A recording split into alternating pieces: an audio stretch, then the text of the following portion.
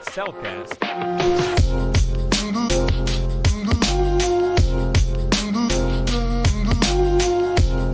Hi, everyone. Welcome back to the Excelcast. I'm your host, Joe Parker, and today I have Richard Stuart.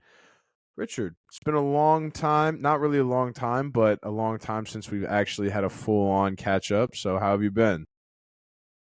Man, it really has been. I mean, we probably haven't hung out together since like when? I mean, probably Dude, my senior year of high school, maybe. y- yeah, yeah, Whenever I your was back senior year. home.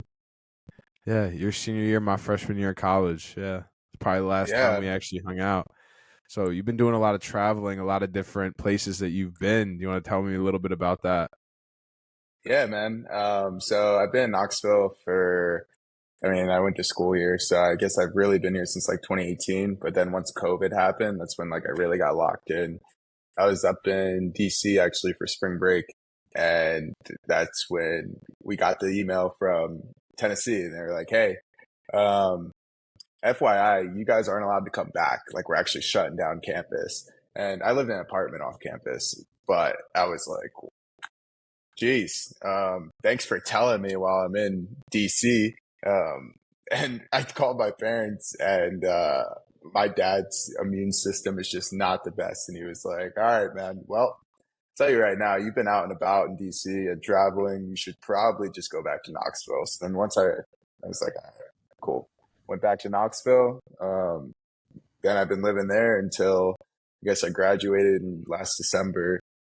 Um, a week after graduation, I got first post college job.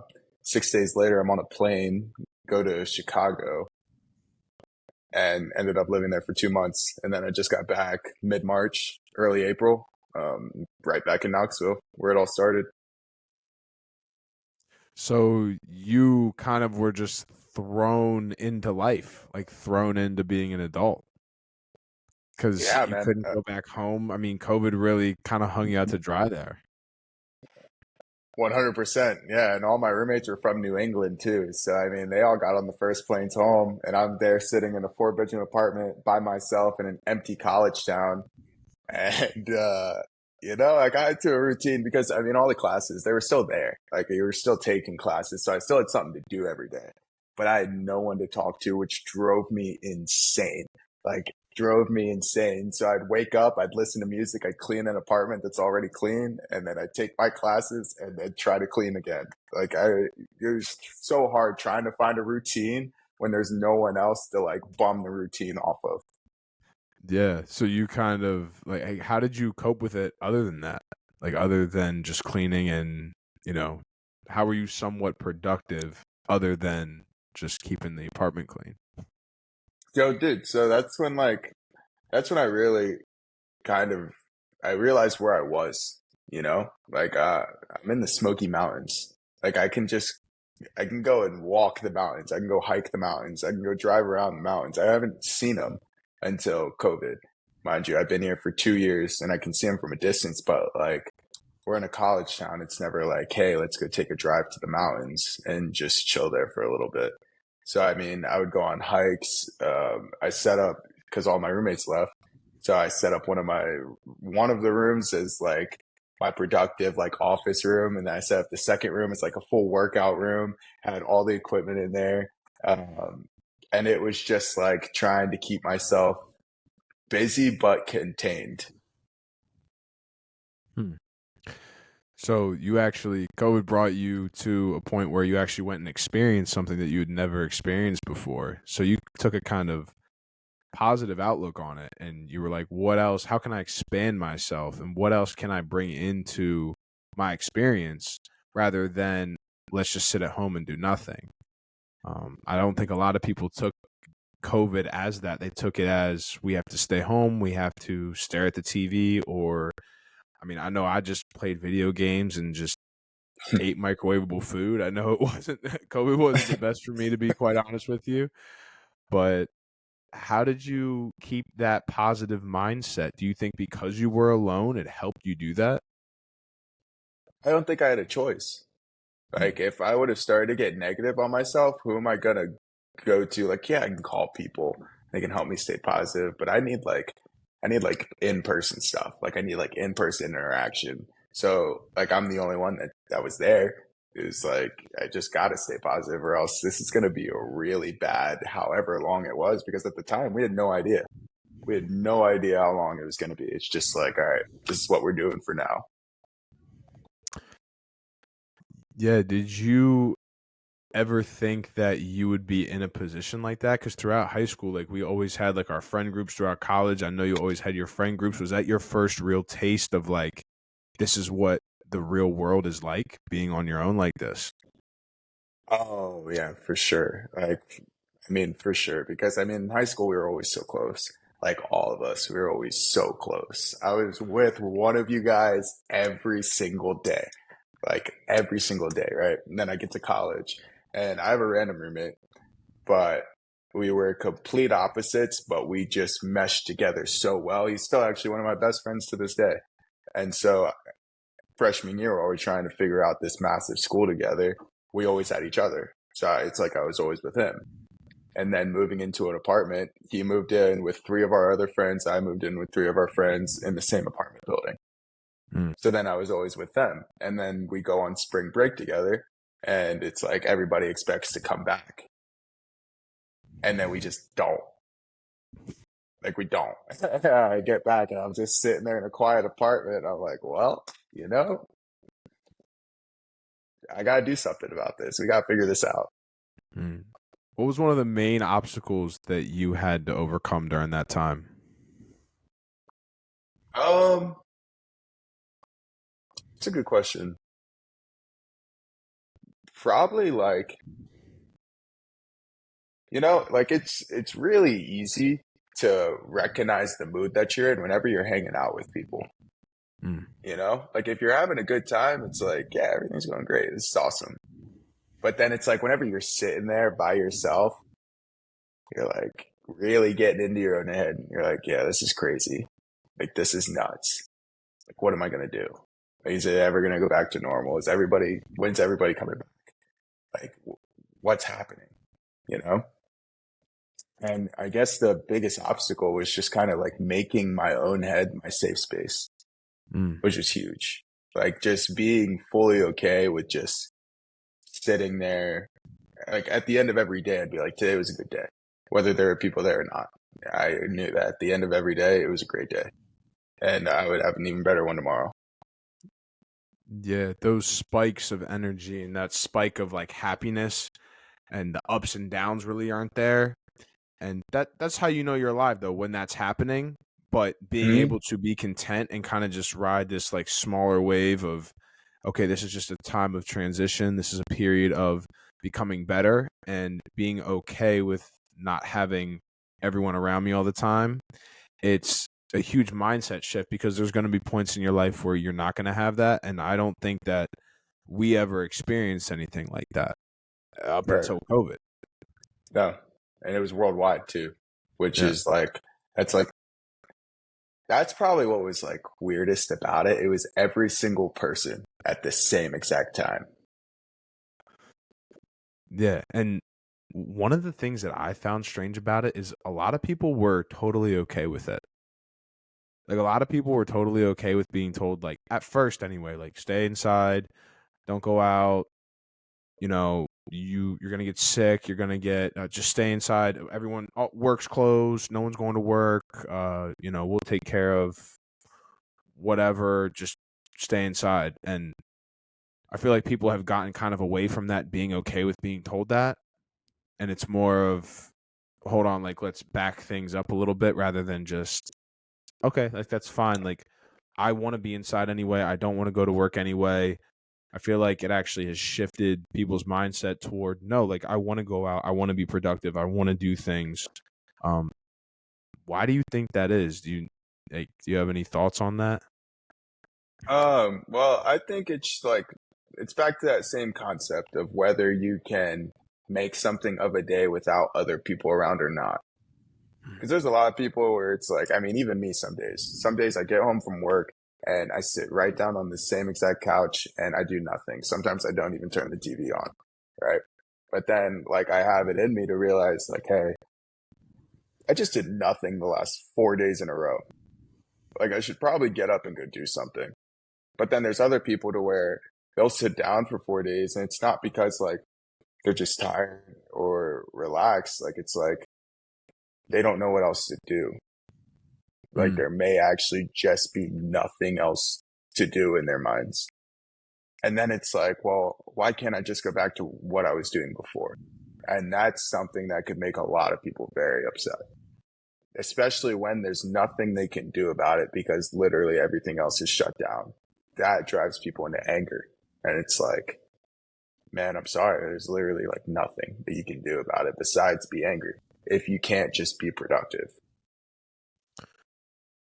I feel like that's why having a hobby at home is important. Not that it's ever not that it's ever not been important, but especially with the pandemic, being able to be at home and be okay with entertaining yourself. My mom used to always say to me when we were younger, like, entertain yourself because there's not always going to be people here to entertain you.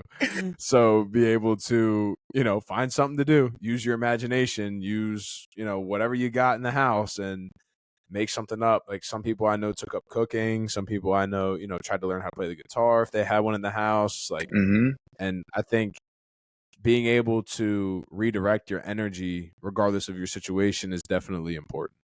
I want to see if I can. I don't know where I put it, but I was about to grab my Rubik's cube.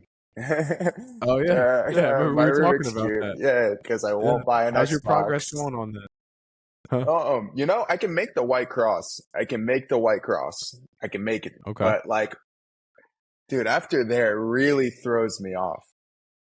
Okay. All It right. Yeah. really throws me off, but I'm getting there. Dude, I used to be able to solve them and I lost that. Like I lost that skill and I'm so upset at myself for doing that. It's It took actually me like, really tough. yeah.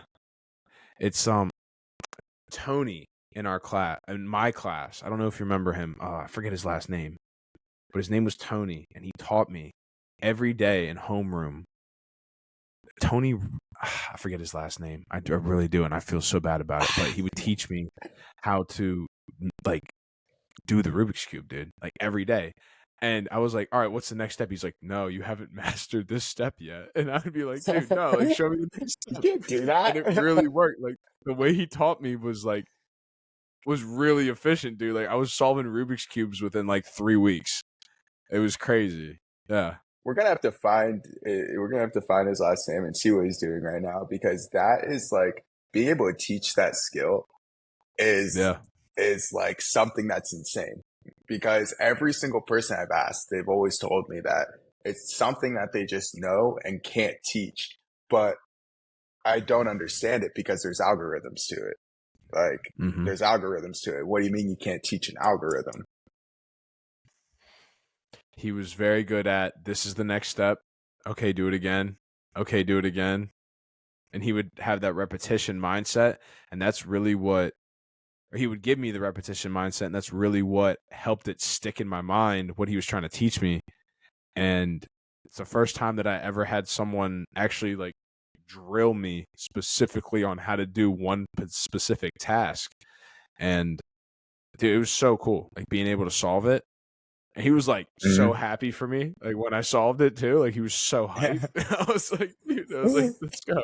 All my hard I work think he was in, finally paid off. yeah. If I could teach this guy to solve a Rubik's cube, I can do pretty much anything, you know?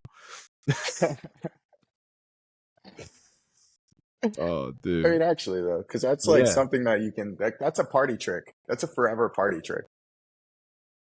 That's a You know what great I'm saying? point. I never thought about that. Yeah. If someone has a Rubik's cube, you grab that, you're like, watch this. Just solve it right in front of everyone. Because odds are 95% of the people in the room can't do it. Yeah. Dude, I would go as far to say if one person at the party can do it and other than you, that's a surprise. Seriously. Really? Dude, So that's what I thought. I don't think a lot of people know how to solve a Rubik's cube.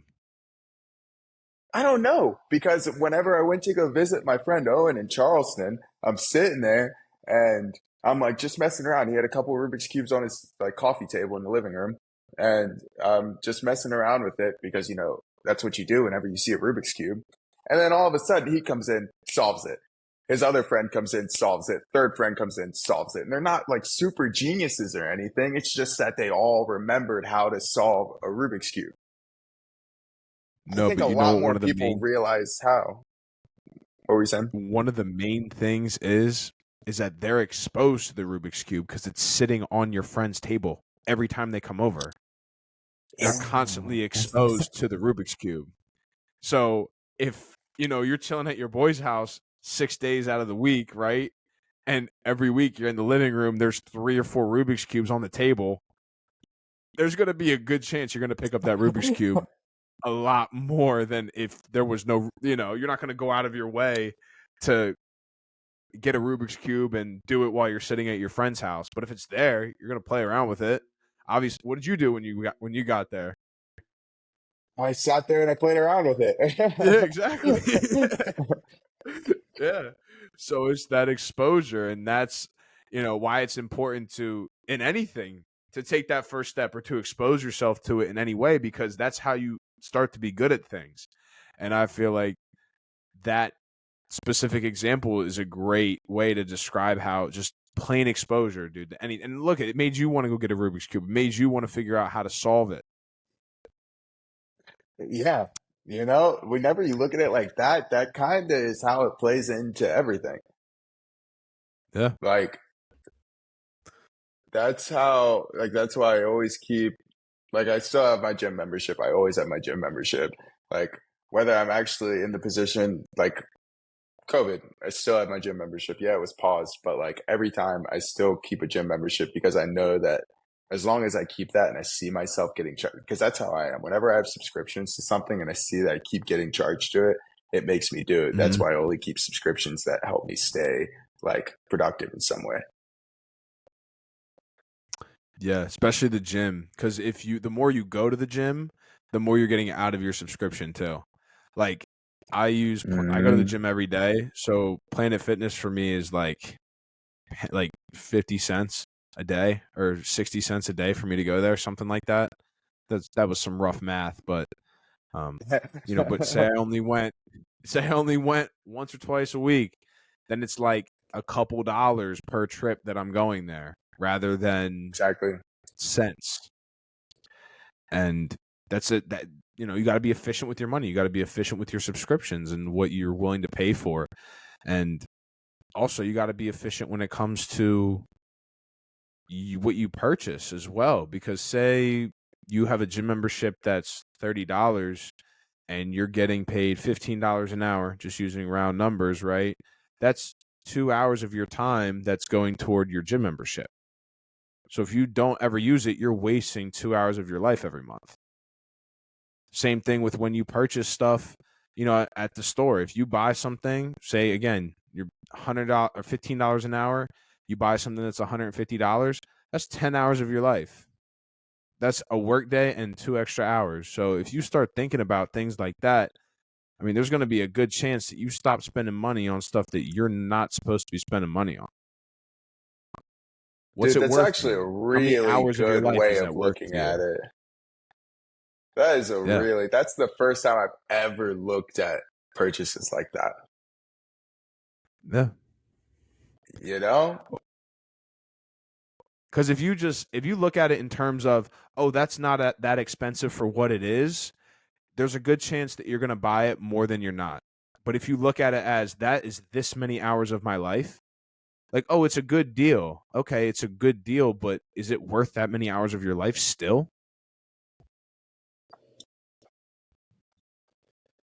So, I don't know, that kind of throws me into like a limbo because it's like you can work 10 hours a day and you can have whatever you want. You can spend money on whatever you want because you're making all of it. But then you're looking at it and I feel like then it's a slippery slope because then you're kind of judging life off of the tangible things, but you're missing out on the experiences that don't cost anything. That's been a balance that Like when I've you, been trying to figure out like soon. yeah. And then again, how much is your security worth to you? Right? So how much is the saving of that money? how much is that worth to you? Is it worth to you more than the actual money is? Because some people, that's what their mindset is. Some people want to go out, they want to live life, they want to spend money on whatever, and that gives them more value. You know, if that's what it is, that's what it is. But then some people, they're like, I have $100,000 in the bank, but which may not be a lot to a lot of people, right? But some people have millions, lots of money. But to me, that's enough for my family to be okay for 6 to 7 months or more than that. So that's worth more than 100 grand to me because I have it saved for my family in case we ever need it. So that actually boosts my quality of life more because I know at the end of the day, if something happens, my family's good. Mm-hmm. So what is the value, the hour to value trade-off of whatever you're purchasing? And that, I think we have to know who we are as people in order to accurately make that decision. But it's also tough because it's like, dude, I was talking to my barber about this last night, actually. He was like, because he was telling me how he started a family way too young, and all of his sons are maybe like 10 years younger than him, right? And he's like, I was trying to teach them how to grow up without even actually knowing how to do it myself. And I was like, dang. Because I'll tell you, I'm getting to the point now to where like I would love to have a family. Having a family would be so cool. But he's like, he was so against it. He was like, I would recommend having one way later in life. And my mind instantly goes to, why would I have one whenever I'm older and have the thought of like not even being able to like play sports with my kids, right? And he was like, man, it kind of gets to the point to where it's less about playing sports and it's just being able to have a productive conversation with them. Because there's a lot of years that you go with your kids to where you feel like you don't have a single productive conversation. It's because you don't know how to communicate with them yet, but you also don't really want to hear what they say because they're still kids. And that was nuts. It was like, dang, man. I get it. I get what you're saying. That makes a lot of sense. Yeah, because for those first few years when you're coaching them, T-ball, pee-wee football, whatever they choose to play, you're coaching them. You'll probably still be young enough to be able to play with them. Mm-hmm. But when they get to an age where they no longer need you to pass baseball or shoot basketball with them, but they need you to be able to have a relationship with them, that's when you're going to hit the point where you can't play basketball anymore anyway. Exactly. So there's that perfect timing. I think about it. You're 24 now, right? 23 till April. 23, right? Mm-hmm. So if you had a kid right now, you would just be turning 50 when he was 20, 27. Yeah. 27. Yeah. That's nuts. So you're still good. You know what I mean? Like it's nothing crazy, right? Right. He would have Yeah. his own family Got a and you would lot of just be time. hitting like, yeah, right? Like you would just be you would be just be getting older. You know what I mean? So it's not it's never think that you're missing out on anything because everything will come as it comes. And that's something that I've been struggling with lately. I've been very like, oh, like I need to do this now, I need to do that now. I need to be, and my mindset is I need to be the best I can be, right? Like I need to capitalize on all these opportunities. I need to talk to all these people, network with everyone that I know, that I see. And my dad has actually been very good about, dude, like just you have a lot on your plate right now. Not saying you have a lot on your plate, like ease up, but just you have a lot on your plate. Focus in on what you're doing right now. And then as life comes and as these other things come, you can handle them as they approach you. You don't have to go out and chase them and go out and not chase them because it's good to chase with goals in mind, but also recognize how much you have on your plate currently. Like right now, are you completely like I don't know what the financial situation is, but like a question you have to ask yourself before you have a family is am I all that I can be in my career and financial realm? That's something that I had to ask myself. And it's not the case. Like Mm-mm. am I doing good things right now? Yeah. Could I raise a family on my income? No, I couldn't. not comfortably and not the way that I would want to. That's what I was just about to say. Not the way that I would want to. And not saying that if it happens, you can't get there, but it would be a lot better if you got there and then you like had this whole like whatever happens happens. Like I'm good. I know I'm good. I know we'd be good.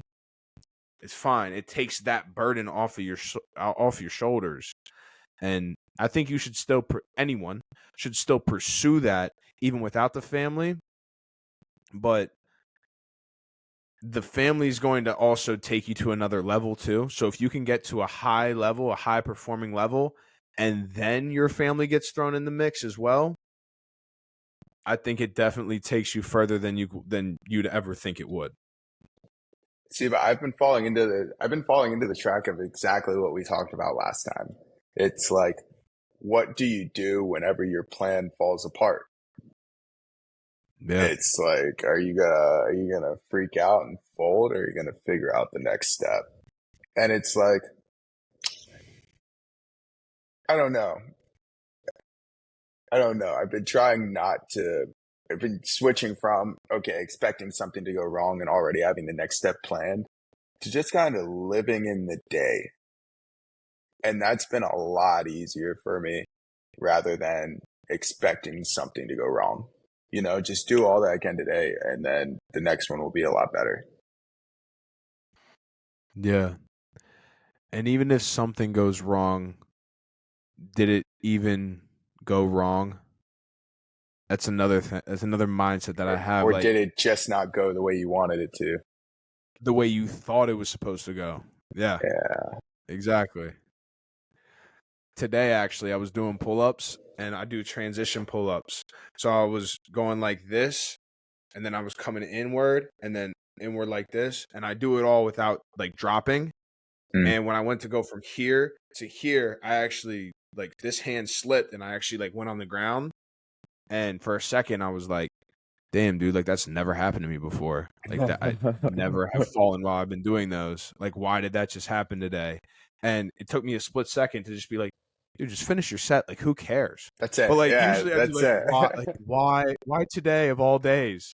You know what I mean? Like, I would Hmm. go down this like rabbit hole of like, what did I do today that led to this? Yeah, why are you Rather than weaker just like, today for some reason? Like, what did you eat? yeah, What have you been doing? Where's your headset at? Yeah, everything. dude, and it's just no. Maybe you slipped up, and that's fine. But finish your set. Don't stand here thinking about it. Finish your set. Leave the gym. Go home. Make food. Go to bed. You're fine. Everyone slips up every now and then. But the main thing is to keep going and to keep pushing. And I think a family helps you with that. From my experience and just talking to people that are older than us, people that have families, I'm sure you've had the same experiences as well. It it's a tangible physical reason to keep going. Like I have an imagination in my mind of the family that I'm going to have and what I want with that family and the life that I want them to have. But when they're actually sitting in front of you, it makes it more real and it drives you to push yourself even further. Yeah, it's also like, though, I want to be able to just do that because that's what I want. Like, not dependent on anybody else. Like, that's just what I want to do. Like, I always think that I can do better, but that can be a very slippery slope as well because I could be doing very well and then I could get down on myself because I think I'm not doing well enough. Like, it's been all about balance. Balance has been a really big thing because it's tough.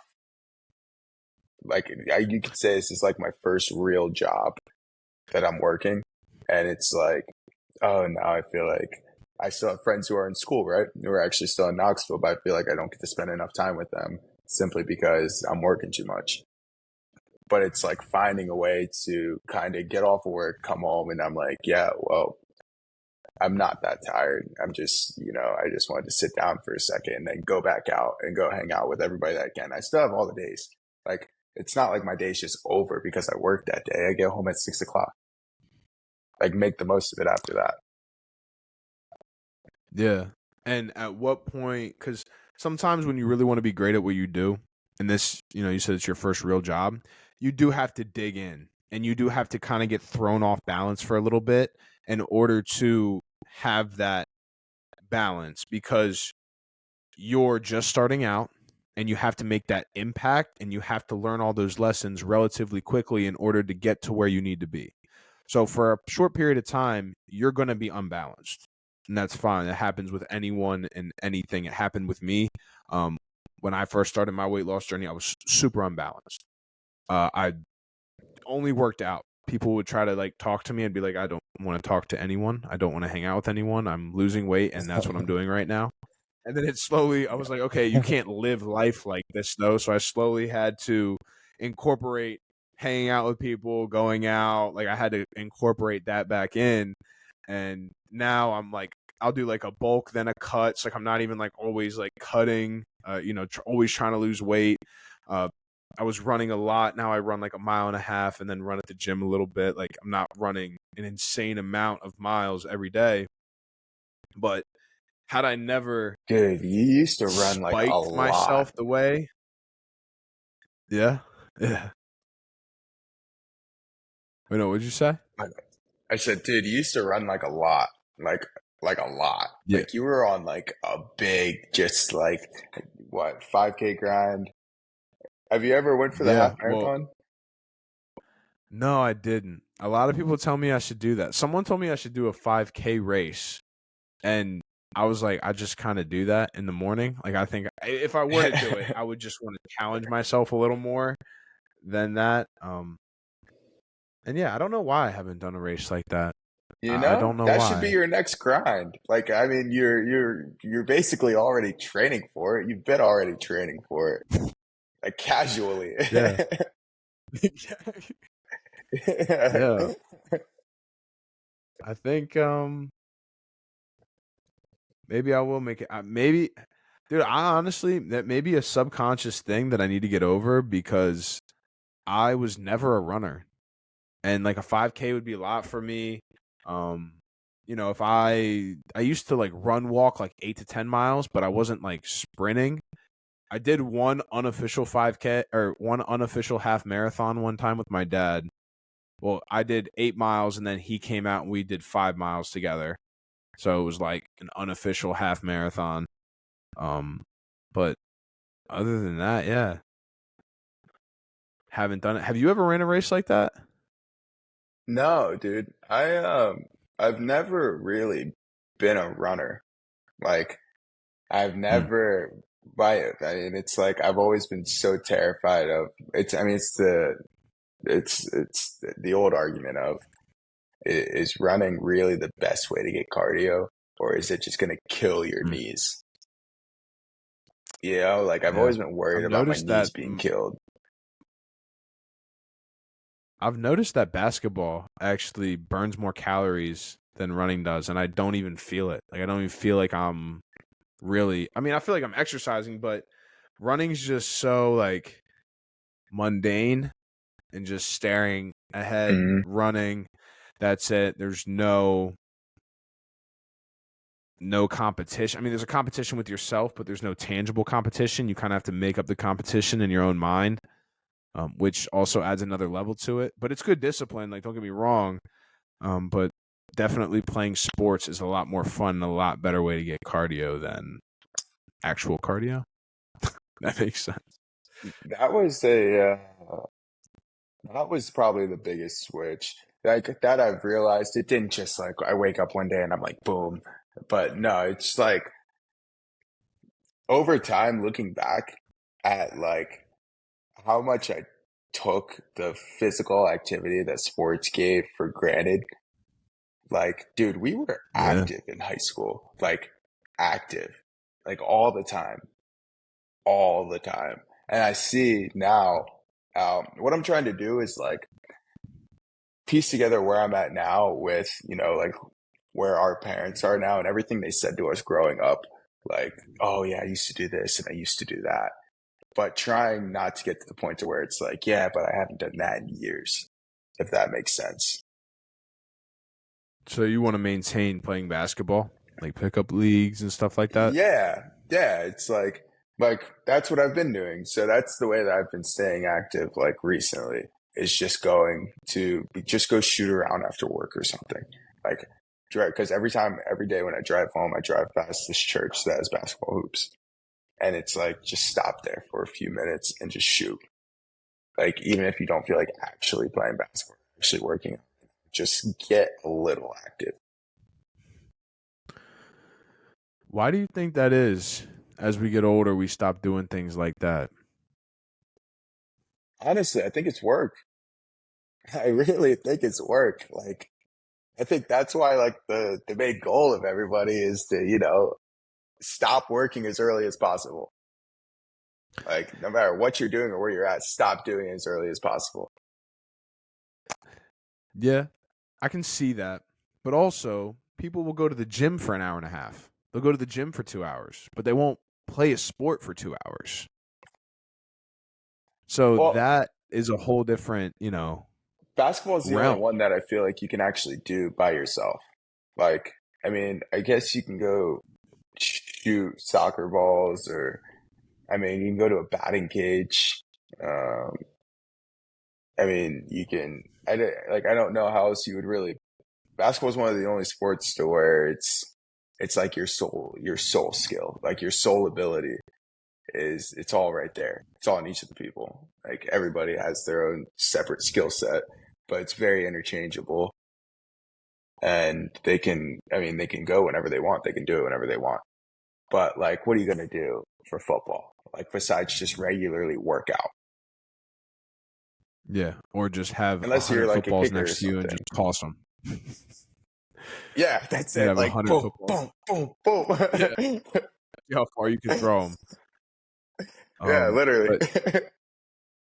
But even then, it's basketball. Like football, what are you gonna do? I mean, I guess you could run around a little bit, but basketball, you can actually do your moves by yourself.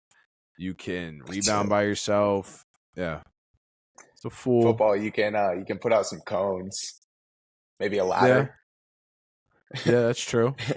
Yeah, But even maybe then, a that's just ladder. overall agility. You might as well do that in the Exactly. gym. You're not even really playing football at that point. Exactly. It's interesting to look at.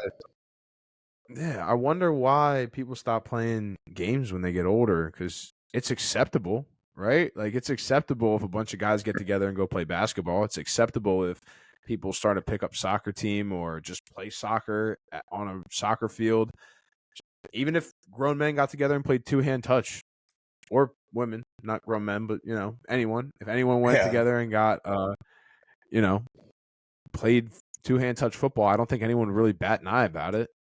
If anything, people would want to join. Was that thing about flag football being in the Olympics? Is that real? I haven't even heard of that. You see that Did you hear something 2028? about that? Mm-hmm. Really? Yeah. I really want to look it up. Yeah, like I really want to look it up. Um, I just saw something. I was talking to my barber about it too. Wait, flag football Olympics real. Yeah. So it's on NPR a day ago. Wow. So what's it say? Um, so one day ago, NPR, the National Football League will be going for gold at the 2028 Olympics. The International Olympic Committee announced last week that flag football will be one of the sports added to the Summer Games in Los Angeles. Isn't that sick? Dude, yeah. So our NFL teams are going to put together like an Olympic flag football team? I'm assuming it's like how the regular Olympics work. Like you get invited to them almost. Like I feel like you have to get invited to it. Something like that. I mean, at least for us, since I mean, American football is only really big here. Uh, like maybe Canada too. They might do it for the CFL. But here, I mean, if they just held tryouts for flag football, dude, they would have hundreds of thousands of people. Yeah. But Yeah, this dude, could because also be really good because it would bring people out of retirement. People retire because they're tired of being hit. Like they want to stop being hurt. that's They want very to true. stop being hit. So this could pull like a lot of people out of it. I saw Gronk was like the first one. I was like, oh yeah, man. How do you think that would play out though? Because flag football, right? Gronk's not powering through people. So would you want like who would be your top 3 picks if you had to pick 3 people? Top three picks for flag football: Michael Vick, Deshaun Jackson, LaShawn McCoy. Go Birds. Words. Go Birds. Oh, 100%. They're all so shifty. They're so agile. Everybody like, and so they already play so well together. You would pick Michael Vick right now over Lamar Jackson right now. Is Lamar Jackson? Do you actually? So that's the thing. That's where it gets complicated. Like, are current NFL players really gonna risk like rolling an ankle or something to play in the Olympics? That's why like current NBA stars stopped playing in all the national games. Like it's all the Yeah, younger kids. But like, let's be honest. Are you gonna take some rookies over some legends that just retired early? that's a great point. So you're saying that, yeah, you were saying it'll pull people out of retirement. That's interesting. I wonder would they would You be know, eligible, right? They're American citizens. If you're an American citizen, you're eligible, right, for the Olympics? mhm. Yeah. Yeah, that's it. Like, I don't see why they wouldn't be. But I also feel like, I mean, what, it's 2023 right now. Like we got a Yeah. few years for them to actually come up with the hard rules about it. But I'm assuming trials are going to start soon. I don't know if it's just going to be like a massive Olympic combine or what, but it's Yeah. going to be really cool. Like I'm happy that that's a thing. It makes me really excited to hear. Yeah. I also wonder too, are they going to have any sort of linemen or are they just going to have I'm thinking like 7-on-7 okay. All right. because it's non-contact. Yeah. But then I again, just look didn't at know if us. they would have rushers, like have Mhm. people to rush the QB because, you know, 5 second rule, then you can rush. Like, okay, that it's kind of like, that's just really schoolyard, you know what I mean? So I think that there would have to be Mhm. some sort of center there or something like that to block a linebacker. Um, but yeah, that's interesting. Thank you for bringing that up. I'm Mhm. gonna have to look into that a little bit more. Oh, of course, dude. Yeah, the second I saw it, I went like right into my Google rabbit hole, and I was like, "All right, how real is this?" And I mean, I just went down it again. Like, it's actually pretty real. That's awesome, man. Yeah. What has been one of the main lessons that you've learned since you've been on your own? Not so much just with COVID, but just what's one of the main takeaways that you have taken away? No, no repetition intended, but a main takeaway from life. Um, it's probably been that who was it? Cam Newton, maybe? That Cam Newton quote that I Oh was yeah. talking to you about, where it was like, yeah, the trees and the grass, they come from the same place, but they're in two different spots. And that's okay because neither of them ever forgot where they came from. Like, I mean, there's been a lot of, I mean, I went to two high schools and then just upped and brought all my stuff 500-600 miles away from home. Right. And like, I didn't really realize in the moment how much that would like suck looking back on it. But like, dude, that kind of sucks. Like, that sucks. Like, I feel like I left a lot of people behind and not, they were intentional decisions, but unintentional consequences from it Mm. to where it's like, dude, I actually genuinely love all these people with all my heart, but I I needed to get myself into a better spot. And so that's kind of been, again, back to balance. Like, it's been one of the things that I've been trying to balance, like making sure I'm staying in touch with as many people as possible. And like, even if it's just like a text or two, one of those two texts has to say, like, I miss you, man. I love you. Like, just letting people know that, like, I do love them. They are loved. And I mean that wholeheartedly because that's really the things that, like, stick around, you know? Yeah. It's almost like because I loved you guys so much and because I probably would have spent all my time hanging out with you guys and doing whatever, that I had to separate myself. And it's not a bad thing, right? It's not a negative thing. It's just like Mm-mm. I wouldn't have been able to become all I can be had we not separated the way that we did. Exactly. And it's not even like I had this idea in my head of what I wanted to become. It's like I knew I had to just get out. You know, like Yeah. I just had to get out.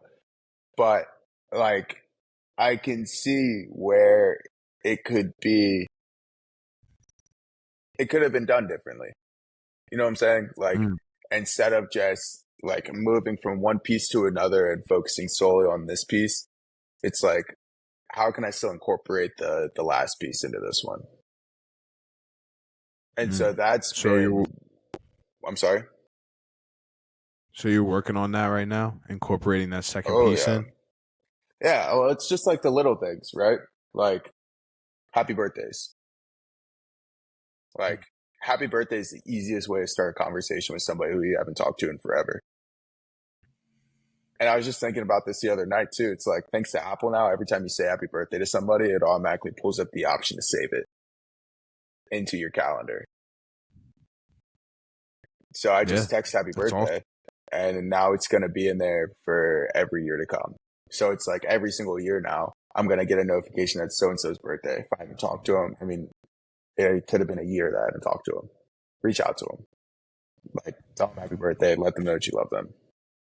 Because think about as we've gotten older, all the communication that's just dropped off from before. You know, and like it's not there's nothing malicious behind it. There's nothing bad about it. Like it just happens. That's life. But I realized that people, because I think we can both agree, whenever I first transferred to McDevitt, I was pretty introverted, right? Like I wasn't the biggest talker, like at all. Yeah, I didn't But really it got, know you. Like, I didn't really know you too well until you were probably a year in at McDevitt. you know what I'm saying? Like I Yeah. wasn't the biggest talker, but as I've gotten older, I realized that like I really love and appreciate having people around me. Like I do. Like I always have. I do. It's just ways to express it that actually make sense to other people. Like I can express it in Mm. my ways, but like it doesn't really mean much if it's not, you know, getting through to the person who I'm trying to express it to. Yeah. And it's being able to navigate that properly. That is Exactly. a big part of maturing. Yeah. Being able It's to just communicate that. first step is recognize. Like, and then looking back from where I am right now to where I was 6 years ago, like I talked to a lot more people 6 years ago than I talk to now. So it's like, what can I do to change that? Mm. Do you feel like talking to more people limited your ability to communicate deeply with people? I think I think it was natural discourse. Like it was Mm. natural, you know, like whenever it's natural, I mean, you're not supposed to put in any thought in anything that's natural, but like it was organic. That's a good word for it. It was organic. Like Mm. we were all right there together all the time. But now that, you know, that's what we started out as organic, like we all just kind of moved away because that's life. Like that's just life. Like you just move away. Everybody moves away. Everybody does their own thing for a little bit.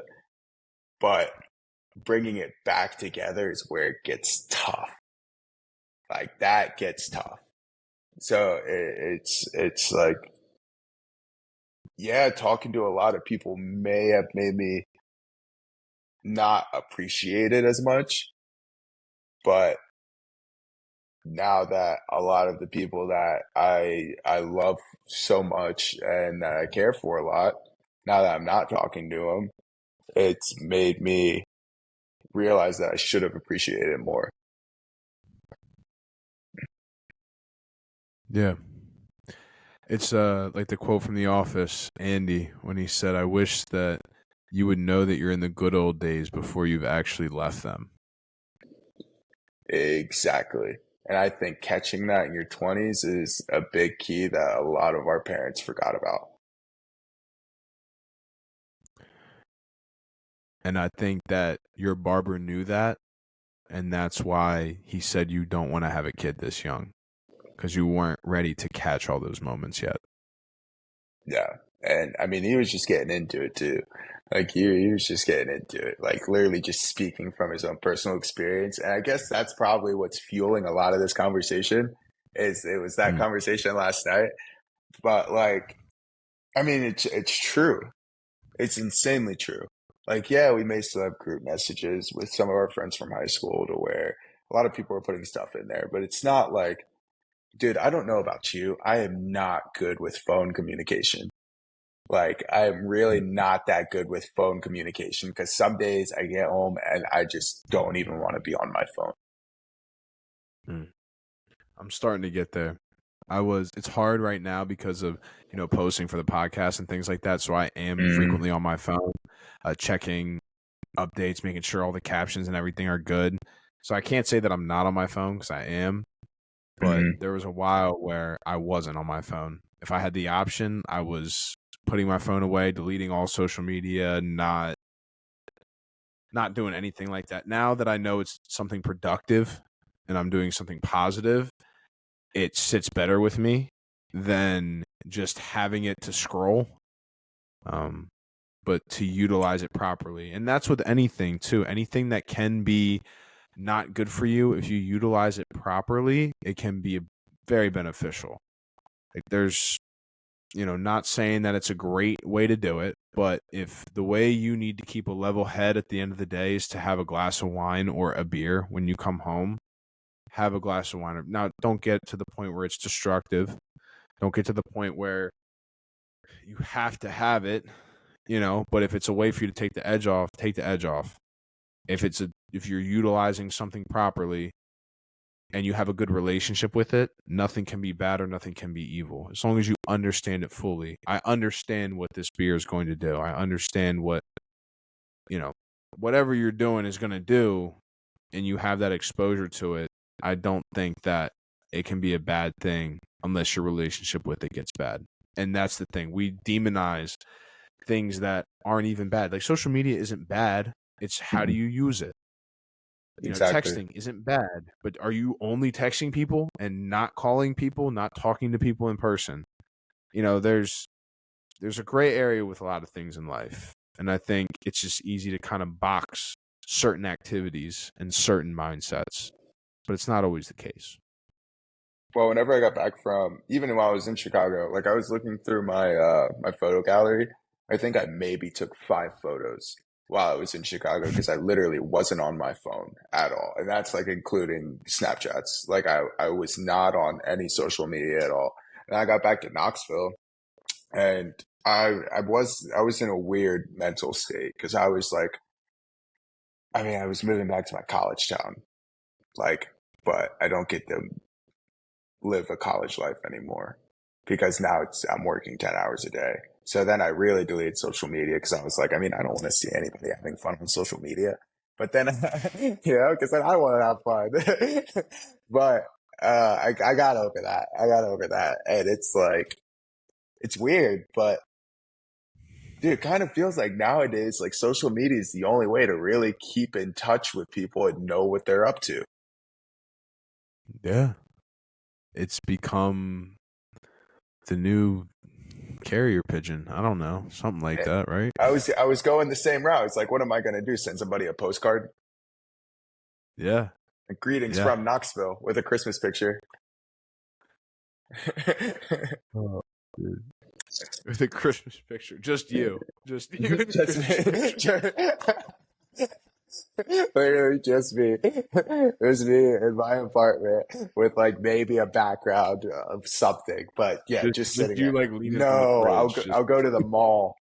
I'll go to the mall yeah. and I'll get real pictures taken of just me. You and Santa. Just There's me and Santa. Yeah, and I'll be wearing a sweater or something because it's Christmas. There you go. Oh, dude, that's funny. But Richard, dude, it was a pleasure having you on the podcast, man. It was great catching up with you. Yeah, Great, you as everything well, we talked brother. about. Thank you. Thank you for having me. Yeah, This is sick. big fan of the topic, bro. I appreciate it, man. I do. I'm glad you had fun too. Yeah. Yeah. Like I Yeah, told you, whenever we talked last time, I was like, dude, that is sick. Like, that's awesome. Like, that's so sick. And I really appreciate this is first podcast. that's awesome, man. I'm glad I could be the first podcast for you. Yeah, first Hopefully, not podcast. the last one with me or with anyone. Right. But yeah, I would like to run this back for sure in the future. 100%, dude. I mean, yeah, it's always good talking to you, man. I think this time I it's appreciate been that. about an hour that we've talked. Last time we talked on the phone, Yeah, first time we talked in years, it was about an hour. Like, yeah, let's just keep the streak going. dude, absolutely. Sounds good, man. For everyone else out there, follow us on Instagram at excelcast_. Follow us on TikTok at excelcast. We're also on Spotify and YouTube at excelcast. And as always, stay blessed and excel. Excelcast.